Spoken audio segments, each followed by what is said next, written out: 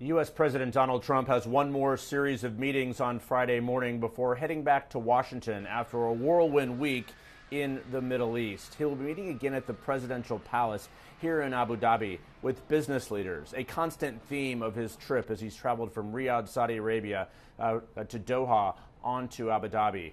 The president clearly has been flanked by business leaders as he's been announcing deal after deal. But also along the way, the president has been making a bit of diplomatic efforts. Of course, that meeting with the Syrian president. He's been talking endlessly about Iran. But on Thursday, he did something he has never done, and that is visiting a mosque here in Abu Dhabi. Is this beautiful? It is so beautiful. Very proud of my friends. This is an incredible culture that I can say.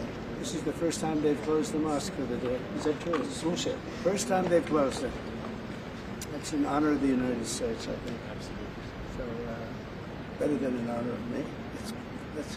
Let's give it to the country. But it's a great tribute. Thank you.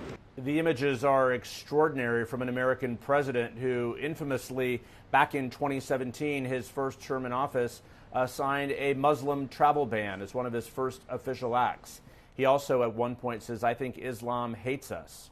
So certainly this is one example of a bit of a shift, not necessarily in thinking or policy of the U.S. president, but perhaps in transaction. He has come to the Middle East to make business deals. There's no doubt about that, and to strengthen relationships.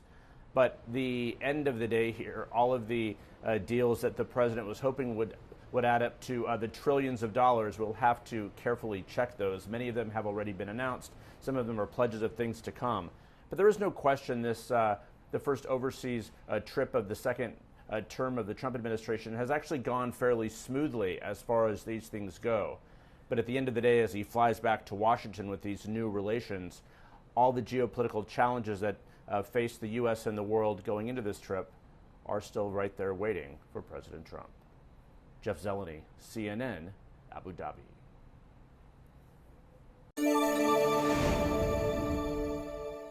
I'm Atra El-Nashar in Washington. President Trump ending his 4-day trip in the Middle East with two major announcements: that his administration has presented Iran with a proposal to slow down their nuclear program, and calling for a one-on-one meeting with Russian President Vladimir Putin.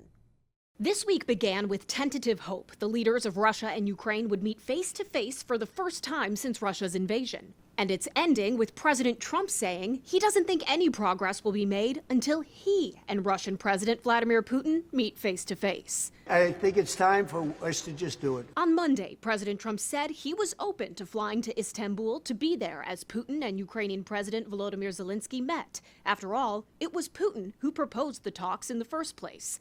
Zelensky committed immediately. Putin, a no-show. Are you putting to call Vladimir Putin? How do you think you can get those talks on track? We have to meet. He and I will meet. I think we'll solve it, or maybe not, but at least we'll know. And if we don't solve it, it'll be very interesting. Other high-level Ukrainian and Russian officials did meet in Istanbul Friday for about 2 hours, emerging without any breakthroughs. Soon after, UK Prime Minister Keir Starmer releasing this photo: Zelensky huddled with European allies on the phone with President Trump. Starmer says they're coordinating their response to Russia's unacceptable position. Throughout his Middle East trip, President Trump remarked on his administration's ongoing talks with Iran in an attempt to block the country from developing a nuclear weapon.